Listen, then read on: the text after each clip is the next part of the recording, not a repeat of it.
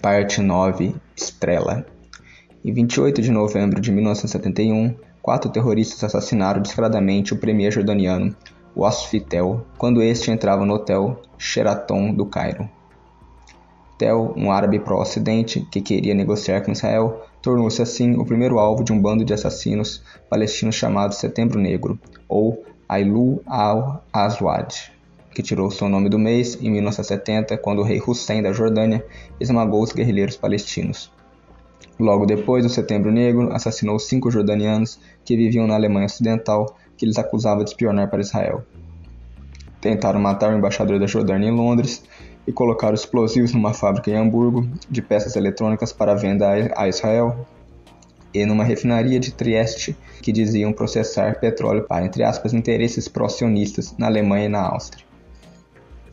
Em 8 de maio de 72, uma equipe de 2 homens e 2 mulheres sequestrou um jato da Sabena com 90 passageiros e 10 tripulantes no aeroporto internacional Lod, em Tel Aviv, tentando forçar a libertação de 117 Fedayeen presos em Israel. No dia seguinte, os 2 terroristas morreram sob os tiros de comandos israelenses e as mulheres foram capturadas e condenadas à prisão perpétua. No dia 30 de maio, 3 radicais japoneses, portando metralhadoras, pagos pelos Fedayeen, abriram fogo no aeroporto Lod, matando 26 turistas e ferindo outros 85. Em 5 de setembro de 1972, no auge das Olimpíadas de Munique, uma equipe do Setembro Negro atacou o grupo israelense na Vila Olímpica, assassinando 11 atletas e técnicos israelenses. 3 dias depois, Israel reagiu ordenando que cerca de 75 aviões bombardeassem o que Israel disse que eram bases guerrilheiras na Síria e no Líbano, deixando 66 mortos e inúmeros feridos. Em 7 de dezembro, a agência de inteligência interna do país, Shin Bet, prendeu 46 pessoas ou por espionar para o Deutsche Bureau da Síria ou por ter conhecimento do círculo de espionagem não delatar. Golda Meir ordenou 35 condenações à morte de conhecidos terroristas do Setembro Negro, inclusive seu líder baseado em Beirute, Mohamed Yousef Najjar, conhecido como Abu Yusuf, ex-oficial do alto escalão da inteligência da Al-Fatah de Yasser Arafat. O grupo incluía o exótico e brutal Alim Hassan Salameh, que o Mossad chamava de Príncipe Vermelho e que tinha realizado o massacre de Munique. Em 16 de outubro de 72, Abdel Wail Zuaiter, representante da OLP em Roma, foi assassinado a 12 tiros de curta distância. Em 8 de dezembro, Mahmoud Hanchari, principal representante da OLP na França, atendeu um telefonema no seu apartamento em Paris e o telefone explodiu e o mutilou e matou após um mês. No final de janeiro de 73, Hussein al-Bashir, descrito como chefe da Empreendimentos Palmyra, viajando com um passaporte sírio, deitou-se para dormir no seu quarto no segundo andar do Hotel Olympic em Nicósia, no Chipre. Momentos depois, uma explosão demoliu os dois, o quarto e Bashir, representante da Al-Fatah no Chipre. No total, o Mossad matou 12 de membros do Setembro Negro como parte da vingança de Golda Meir. Além disso, muitos árabes foram feridos na Europa e Oriente Médio ao abrirem cartas-bombas fabricadas pelo Mossad. Mas o OLP também fazia isso. Em 19 de setembro de 72, Ami Shashori, um conselheiro de agricultura na Embaixada de Israel em Londres, morreu instantaneamente após abrir uma. Em 26 de janeiro de 1973, um empresário israelense chamado Moshe Hanan Ishai, que depois foi identificado como um cápsula do Mossad, Baruch Koren, 37, levou um tiro na rua mais movimentada de Madrid, a Gran Via, de um terrorista do Setembro Negro que supostamente estava o seguindo. Na real, ele não estava o seguindo e era apenas o que o Mossad queria que as pessoas pensassem. Em novembro de 72, um jornalista sírio chamado Qadri Kanu morreu e disseram que era um agente duplo baleado à porta do seu apartamento em Paris, porque o Setembro Negro acreditava que ele estava passando informações sobre suas atividades para o Mossad. Tinha havido um pedido de Israel para uma audiência com o Papa Paulo VI em Roma. Em novembro, o Vaticano concordou com o pedido e Meir solicitou que seus funcionários fizessem seus arranjos. Ela disse a eles, porém, "Eu não quero ir para Canossa." A frase é uma referência à penitência de Canossa de 1077, quando o Sacro Imperador Henrique IV se humilhou e fez uma caminhada descalço para Canossa, se humilhando diante do Papa São Gregório VII para retirar sua excomunhão, esperando 3 dias do lado de fora.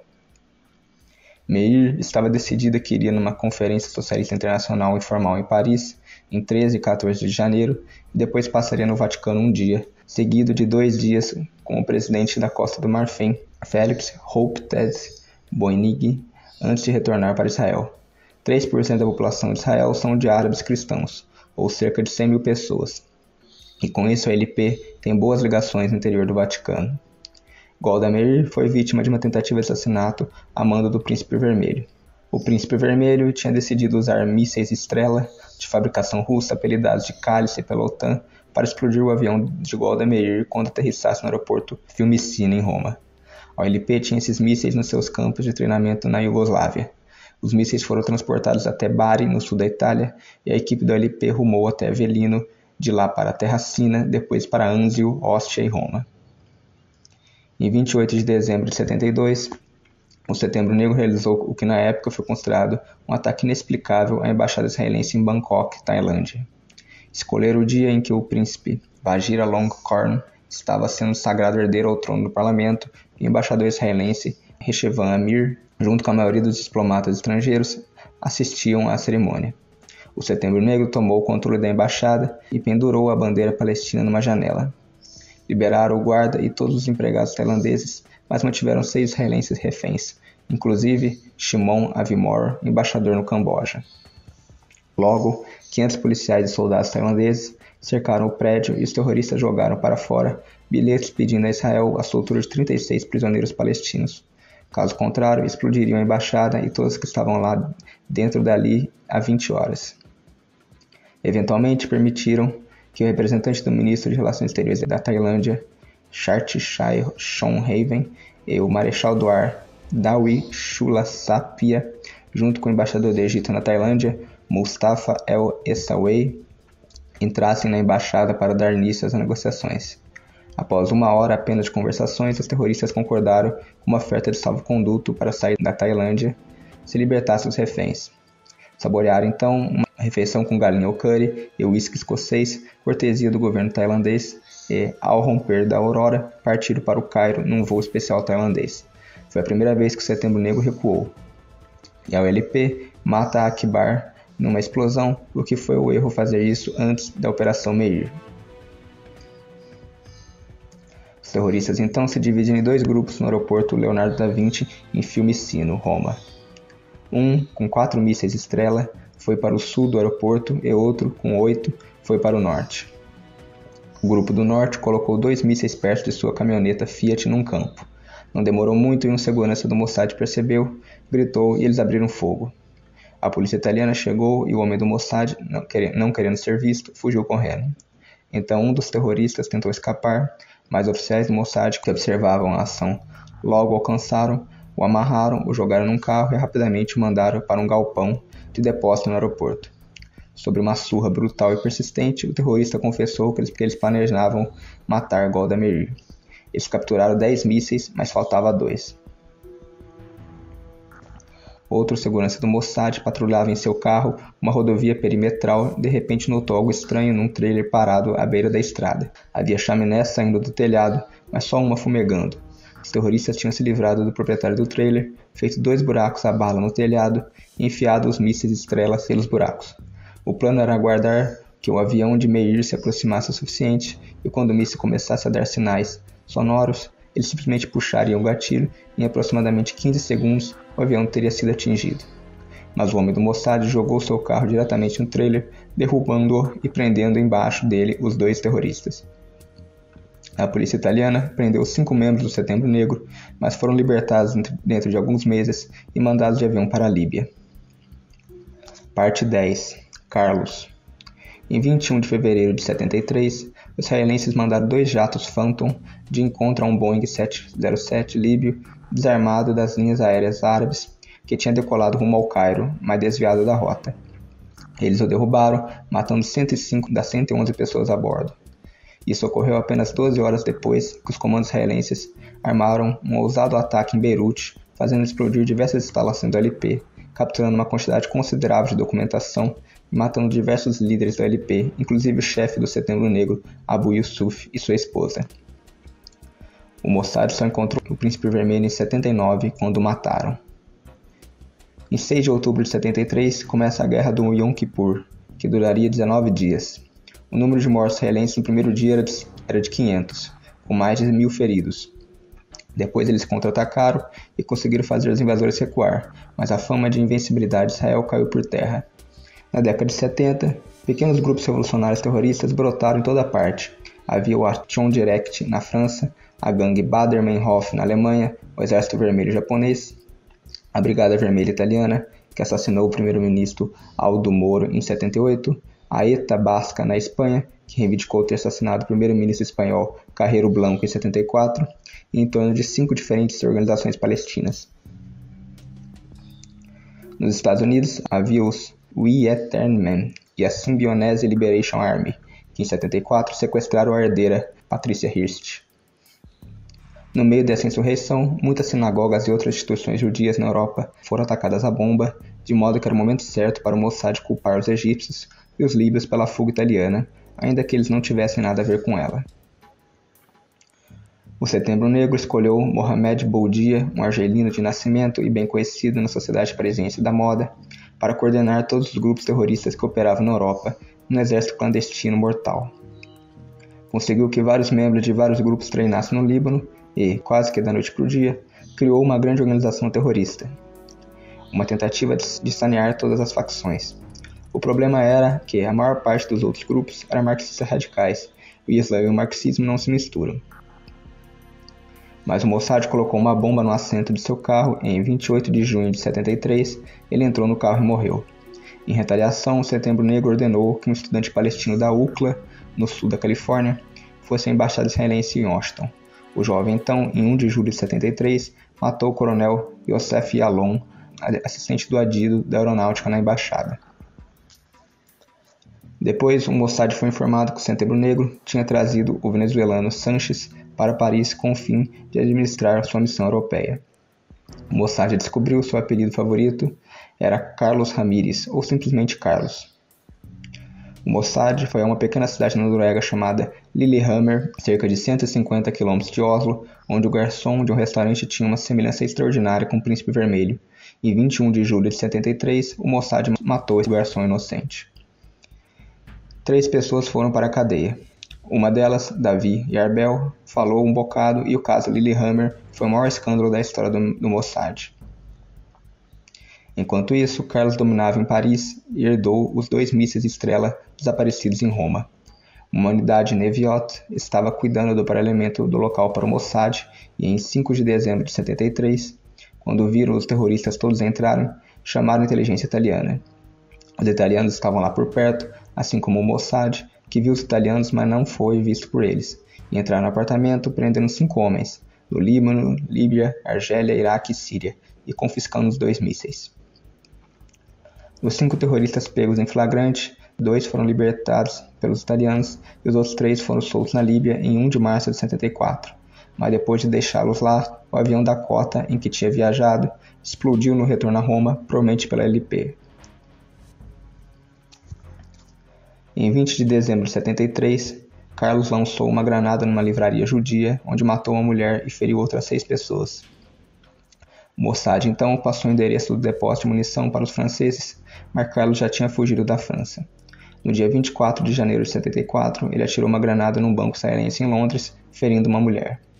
No dia 3 de agosto de 74, Carlos ajudou a Action Direct a colocar 3 bombas em automóveis, 2 do lado de fora de redações de jornais e uma do lado de fora de uma estação de rádio. Em 13 de janeiro de 75, Carlos e um colega, Wilfred Bose, que era membro da Baader-Meinhof e foi morto em 27 de junho de 76 no famoso assalto para a libertação dos reféns em Entebbe, Uganda, rumaram para o aeroporto de Orly em busca de problemas. Carlos disparou, mas errou o avião israelense, acertando e danificando o avião iugoslavo e um dos edifícios do aeroporto. Nos 5 meses seguintes, as coisas ficaram calmas. Em 10 de julho de 75, Carlos telefonou para Mouk Harbel, que estava em pânico, dizendo que ele tinha que sair de Paris, mas ele não saiu. O Mossad começou a fornecer informações para os franceses em troca de dinheiro e os franceses pegaram Mouk Harbel e os levou até o apartamento de Carlos, onde estava rolando uma festa junto com outros sul-americanos. Carlos deixou entrar e conversaram por 20 minutos. Foi entrando na casa e quando chegou num quarto, jogou o violão, apanhou o casaco, abriu a capa do violão e tirou uma submetralhadora calibre 38. Aproximou-se da porta e imediatamente abriu fogo, ferindo gravemente o primeiro policial com uma bala no pescoço. Matou os outros 2 policiais no ato e atacou Moke Harbel, derrubando-o com 3 balas no peito e uma na cabeça. E Carlos saiu tranquilamente da casa. Em 21 de dezembro de 75, Carlos esteve supostamente envolvido numa operação do quartel-general da OPEP, em Viena, no qual 6 guerrilheiros pró-palestinos invadiram uma conferência da OPEP, mataram 3 pessoas a tiros, feriram outras 7 e tomaram 81 reféns. Durante os anos seguintes, dúzias de bombardeios e outros atos terroristas foram atribuídos a ele. Somente em 79 e 80, última vez que o Mossad ouviu falar dele, cerca de 16 explosões que foram atribuídas a Action Direct tinham sido feitas ao estilo Carlos. Com o tempo, as liações dos órgãos de outros países deixaram de confiar no Mossad. O Mossad estava destruindo Israel por causa dos seus interesses próprios. Parte 11. Exocet. Em 21 de setembro de 76, Orlando Letelier, ex-ministro do gabinete do presidente socialista Salvador Allende no Chile, saiu de casa em Washington no seu carro. Momentos depois, uma bomba detona e destrói seu carro e mata ele e seu colega de pesquisa americano, Ronnie Moffitt. O Mossad não foi culpado diretamente, mas desempenhou um papel significativo indireto na execução, através de um acordo secreto com Manuel Contreras Sepúlveda, chefe da polícia secreta chilena DINA, de comprar do Chile um míssil naval Exocet de fabricação francesa. O regime de Pinochet se recusou a entregar Contreras, embora tenha sido forçado a renunciar do cargo em 77. O míssil Exocet, disparado de um navio, ergue-se em busca do alvo através de um dispositivo de retorno, depois cai e permanece ao nível da água, o que dificulta a detecção por radar e também a defesa contra ele. A principal preocupação de Israel é que alguns países árabes, como o Egito, estariam comprando Exocets. Israel não podia comprá-lo diretamente da França, porque a França tinha um embargo à venda de armas para Israel. A Inglaterra tinha, mas não estavam dispostos a dar um para Israel. Vários países sul-americanos tinham também, e a Argentina poderia ser uma boa fonte, mas na época eles tinham um acordo com Israel, estavam comprando motores de jato fabricados em Israel, e o Mossad temia que qualquer operação que pudesse prejudicar aquele contrato lucrativo. A melhor coisa então seria apostar no Chile, que por acaso solicitou a Israel o treinamento de um serviço de segurança interno. Israel também tinha treinado o temível SAVAK do Irã e as forças de segurança na Colômbia, Argentina, Alemanha Ocidental, África do Sul e diversos países africanos, inclusive a polícia secreta do antigo ditador de Uganda, Idi Amin. Israel também tinha treinado a polícia secreta de Noriega, no Panamá. O Mossad também treinou os dois lados na Guerra Civil Sangrenta no Sri Lanka, conforme já citado no vídeo anterior. Um homem chamado Amir encontrava-se na época na Bolívia, vivendo numa fábrica construída pelo industrial israelense Saul Eisenberg, um homem tão poderoso que Israel tinha feito uma lei especial isentando-o de muitos impostos elevados, para que ele levasse a sua matriz para Israel. Em 1976, Eisenberg foi a figura central de um escândalo político e uma investigação policial no Canadá, depois que o relatório do Auditor-Geral Federal questionou o pagamento de pelo menos 20 milhões de dólares para ele e suas várias companhias, como agente da Atomic Energy of Canada Limited, na tentativa de vender o reator nuclear Candu para a Argentina e Coreia do Sul. Amir foi recebido no aeroporto de Santiago por um oficial da embaixada israelense e depois levado a seu hotel. Encontrou com Contreras e esse revelou que eles recebiam algum auxílio da CIA, mas que achavam que a CIA não ia ajudá-los em certas coisas que precisavam. Amir fala que quer o míssil Exocet. Com a ajuda de Mike Harari, Amir fez o trato com Contreras para treinar sua unidade especial de combate às forças revolucionárias e conseguiu em troca seu míssil Exocet. Parte 12. Checkmate. Majid, muçulmano sunita, viveu no Egito desde os tempos do final da década de 50, época do Nasser, e sonhava um dia jogar xadrez no circuito mundial. Agora era verão de 85 e Majid tinha acabado de chegar em Copenhague, na esperança de se estabelecer enquanto banqueiro de um investimento privado. E no saguão do hotel encontrou um homem estudando um livro de xadrez com um tabuleiro e no outro dia ele estava lá também. Ele interpelou o homem e este falou: agora não. Mas depois perguntou se ele conhecia bem o xadrez. Então os dois conversaram por 2 horas e meia e descobriu que ele chamava Mark e era um canadense cristão de origem libanesa. Mark, na real, era Yehuda Gil, um caça de um grupo estacionado em Bruxelas e com a missão de fazer contato inicial com Majid. O Mossad esperava recrutar o irmão dele, Jadid, um oficial de nível de ministério do exército sírio. A relação entre o Mossad e o serviço de inteligência dinamarquês é tão íntima que chega a ser indecente. Os dinamarqueses têm a impressão equivocada de que, pelo fato de terem salvado um bocado de judeus na Segunda Guerra Mundial, os israelenses lhes são gratos e podem confiar no Mossad. O Mossad os chama de Fert Salash, termo hebraico para explosão de gás ou peido. Eles dizem ao Mossad tudo o que sabem e o Mossad não deixa ninguém penetrar em seus segredos. Através disso, Israel recebe um quadro completo da forte comunidade palestina na Dinamarca. Em 25 de julho de 82, Ombre pediu informação a respeito de uma operação secreta da Coreia do Norte na Dinamarca, mas lhe disseram que ela estava sendo realizada para os americanos. Portanto, não me pergunte mais nada. Para a OTAN, sua tarefa é cobrir a Polônia e a Alemanha Oriental, além do movimento dos navios soviéticos no Báltico, com auxílio de equipamento eletrônico sofisticado, fornecidos pelos americanos. Jadid vinha comprando quantidades consideráveis de material pornográfico na Dinamarca, por exemplo, e o vendia com enormes lucros na Síria. Numa conversa, disse a Majid que o iria visitar em Copenhague dentro de cerca de 6 semanas. Eles conseguiram fazer com que Jadid dissesse aos israelenses tudo o que queriam saber a respeito dos preparativos militares sírios. O Mossad utilizou um agente branco, ou seja, não árabe, um oficial canadense das Nações Unidas, com um posto em Naharia, uma cidade litorânea no norte de Israel, próxima da zona neutra que a separa da Síria. Esses oficiais têm liberdade de atravessar a fronteira à vontade. O canadense recebeu a taxa padrão de $500 para deixar uma pedra oca contendo os documentos em um determinado lugar à beira da estrada para Damasco, exatamente a 5 passos de um poste com a marca de determinada quilometragem.